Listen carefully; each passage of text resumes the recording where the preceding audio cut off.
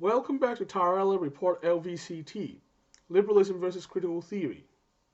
Last time, we talked about why CRT and the critical theory in general are inherently revolutionary and can be counterproductive for those of us who believe in a reformist path to progress. This time, I'm going to talk about a related topic, why critical theory in general stands opposed to the commitments of liberalism. In my recent work on CRT, I've often said that CRT is anti-liberal, and liberals should take a stand against CRT. Every time I've said this, some people have demanded that I explain it in more detail. Well, here it is.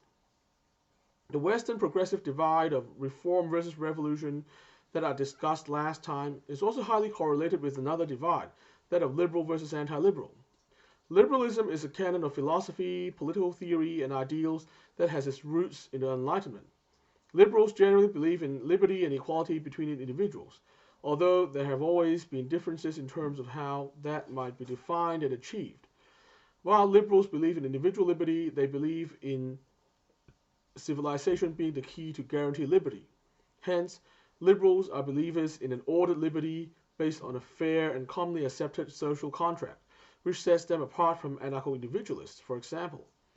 Another common belief among liberals is the importance of pursuing objective truth, and the belief that the improvement of the human condition comes from pursuing and knowing the truth. Many foundational liberal thinkers, including John Locke and John Stuart Mill, are often considered to be great empirical thinkers. Mill's commitment to free speech was rooted in his desire to let the sound ideas prevail over time. For many liberals, individual liberty and the free speech and freedom of conscience that comes with it are inherently linked to the need to pursue truth and knowledge. The reformist progress of the 19th and 20th centuries, and indeed even more recent reforms like gay marriage, were all largely rooted in liberalism. Over successive generations, liberals shaped the political systems of the West around their values and ideals. The gradually liberalizing political system allowed reforms like universal suffrage, civil rights, freedom of association and unionization, and so on, to happen, which then served to reinforce liberal values and inspire further rounds of reform. Hence, in this context, the committed reformist is inevitably a liberal, at least to some extent. The reverse is also true. Liberals generally haven't seen the need for a revolution in a long time, given that the liberal project is already being rolled out gradually via reform. While we still have a long way to go to realize the promise of liberty and equality for every individual under all circumstances, from a liberal point of view, things are improving all the time, and we have very good reason to stay the course. Therefore, in the context of the 20th and 21st century West, the revolutionaries are generally discontents of liberalism. Basically, these people believe that liberalism will not lead to the betterment of humanity because it has not brought about their desired utopia. More on this later. To justify their view that liberalism is the stumbling block to utopia, the revolutionaries generally resort to painting a bleak picture of the results of liberal reform, as you would expect. This is why CRT thinkers and supporters often like to downplay or take a pessimistic view of the achievements of the 20th century civil rights movement in improving racial justice in America, for example.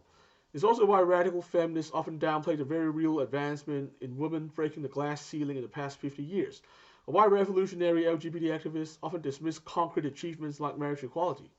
It's all about liberalism not working for the people, which is clearly not true, but it's the narrative that the various critical theories, including CRT, like to promote over and over again.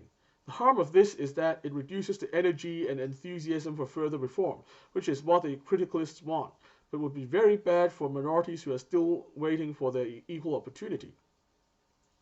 As you can see, the bitterness of criticalism is squarely aimed at liberalism itself. Underlying this bitterness towards liberalism is often an, in my opinion, misguided view that liberalism enslaves humanity in some way. For example, I did a detailed two-part analysis of the real motivations behind critical theorist Herbert Marcuse's justification to limit free speech, and I concluded that it was due to a desire to abolish Freudian repression rather than a desire to advance social justice. Indeed, given that liberal reformism has produced good results for the social justice so far, there really can be no justification to burn it all down without proof that the alternative is going to be better. Therefore, my logical reasoning has led me to the conclusion that the anti-liberal sentiment at the root of criticalism is not really about social justice at all. Rather, criticalists romanticize and imagine utopia and are bitter towards liberalism for failing to deliver this impossible utopia. What criticalists do not understand is that their utopia isn't possible because of human nature, biological constraints, scarcity of resources, and so on. No system can completely overcome these limitations. It's a fact that these criticalists, in their revolutionary optimism, have generally not been willing to face. Besides trying to discredit the fruits of liberalism, contemporary critical theories also often attack the foundational values of liberalism. This is why they don't have much appreciation for free speech, freedom of conscience, objectivity, and empiricism, all fundamental ingredients of liberal philosophy. In more extreme cases, there is also skepticism towards things like electoral democracy, equality of opportunity, and even scientific truth.